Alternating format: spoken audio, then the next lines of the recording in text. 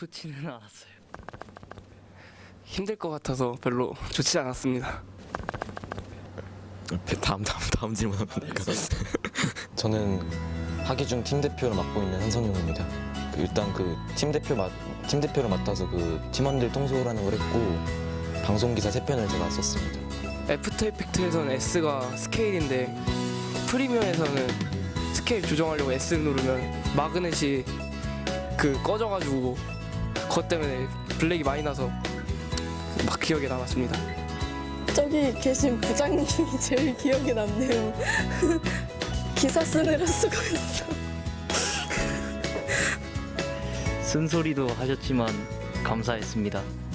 먼저 최근에 이제 작년부터 페미니즘 리부트나 그런 사회적 이슈 때문에 10대들 사이에서도 성평등 관련된 이야기가 회자가 있었는데 시류에 맞지 않게 학교에서는 아직도 성평등 교육이 제대로 진행되고 있지 않은 것 같다. 그래서 그 내용을 취재했고요. 그 다음에 이번에 7월 달에 급식 노동자 파업이 있었는데 저희 학교는 파업에 동참하진 않았지만 그래도 이 작업 환경이 좀 힘들고 또 거기에 비해서 이제 대가도 적고 그런 점이 좀 눈에 보여서 취재를 했습니다. 그리고 또 이거 최근 일인데 일본 불매운동에 저희 반 친구들도 그렇고 이제 10대들이 많이 동참을 하고 있더라고요. 기사 같은 걸 보다 보니까 10대들이 단순히 불매운동에 참여만 하고 있는 것이 아니라 새로운 또 주체적으로 활동을 해나가는 모습들이 보여서 거기에 반해서 이제 기성세대들이 그걸 잘 인식하지 못하고 있는 것 같았어요. 그래서 그 부분을 좀 짚어보고 싶었습니다. 2학년 애들 수고했고 편집 열심히 해준 주호 수고했고 열심히 옆에 있었던 장민이 수고했고 열심히 기사 써준 성윤이 수고했어. 너네 후배랑 이제 팀원들 입장에서 힘들었을 것 같은데 그래도 잘 참아주고 여기까지 와줘서 고맙고 이제 본선에서 어떤 결과가 있을지 모르겠지만 마지막까지 끝까지 힘내서 즐겁게 하자. 파이팅! 파이팅! 파이팅! 화이팅! 대전 하기중 방송반 여러분, 2019 청소년 뉴스 제작 경진대회 본선 진출을 진심으로 축하합니다. 대회이니만큼 본선에서도 좋은 결과 있기를 진정으로 바라며 더욱 중요한 것은 여러분이 서로 힘을 모아 노력했다는 것과 여러분의 끼를 살려 꿈을 이루기 위한 밑거름이 되었을 것임에 더 큰 의미를 부여합니다. 우리 하기중 방송반 혜민이, 주호, 창빈이, 성용이, 태민이, 태봄이 그리고 동화 모두 정말 수고했습니다. 사랑합니다. 대전 하기중 방송반 화이팅!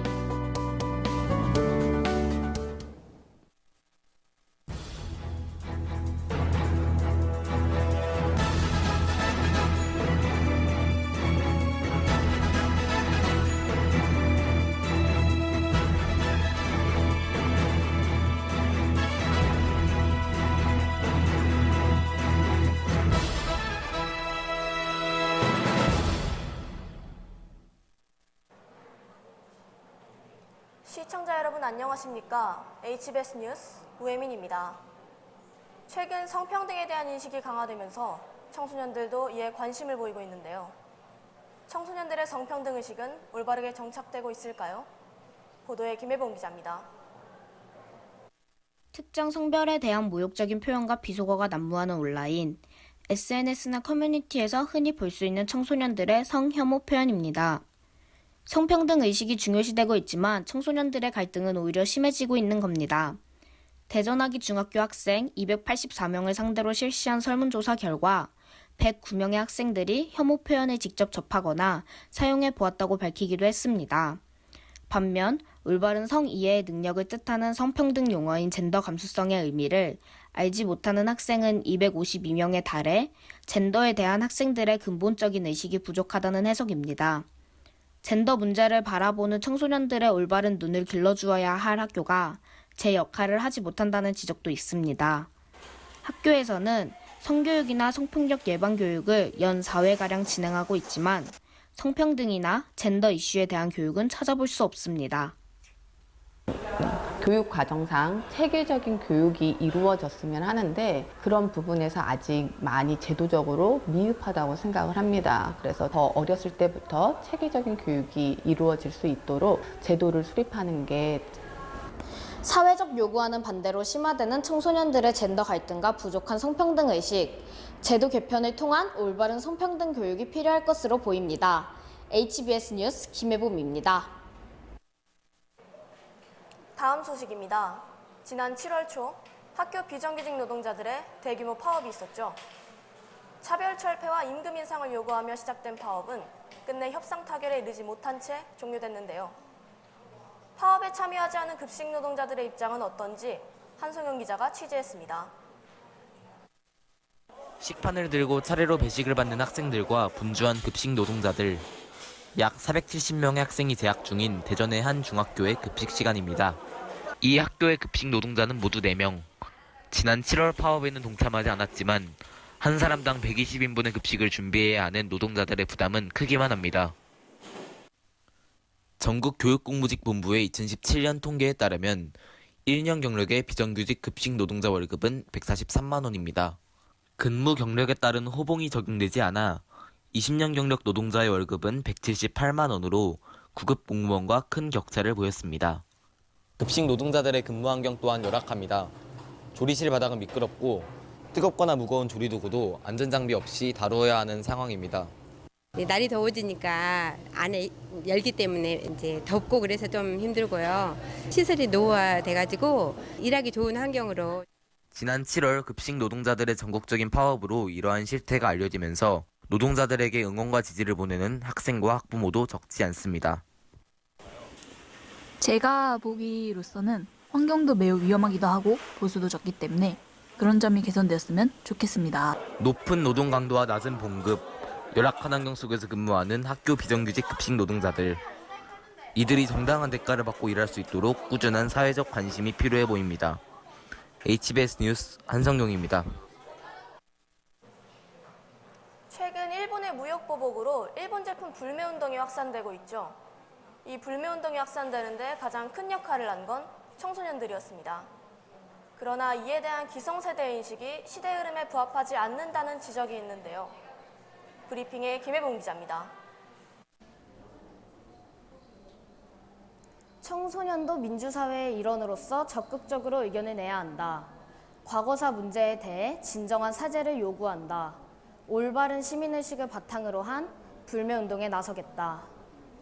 지난 7월 23일 일본 제품 불매를 선언한 가평과 평택 지역 청소년들의 발언입니다. 일본 문화가 전면 개방된 2000년대 이후에 태어나 이전 세대보다 일본에 익숙한 지금의 청소년들. 그러나 청소년들은 SNS로 불매운동을 확산시키며 불매운동의 중심이 되어 활동하고 있습니다.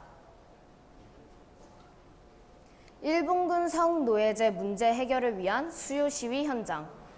1,400회를 맞은 세계 최장 시위의 주축 또한 청소년이었습니다. 이처럼 사회 구성원으로서 청소년들의 영향력은 작지 않지만 이에 대한 기성세대의 인식은 회의적입니다. 오죽했으면 학생들까지 나섰을까?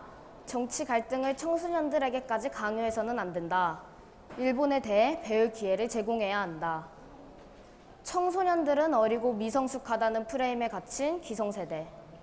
그들에게 청소년은 보호와 가르침이 필요한 존재일 뿐입니다. 민주사회와 시민의식에 대한 인식을 바탕으로 진정성 있는 사죄와 배상을 요구한 청소년들. 이들이 뛰어난 미디어 이용 능력과 정보력을 통해 사회활동의 새로운 주체로 자리 잡았다는 건 부인하기 어렵습니다. 청소년들을 보호의 시각으로만 보는 시대는 지났습니다. 이들도 동등한 사회 구성원이었다는 걸 이제 기성세대가 깨달아야 하지 않을까요? 최근 불매운동이 그 변화의 출발점이 되었으면 합니다. 브리핑 마치겠습니다.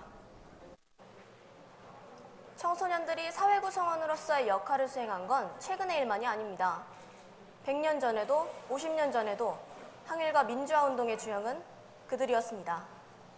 그러나 그때나 지금이나 기성세대의 인식에는 변화가 없죠.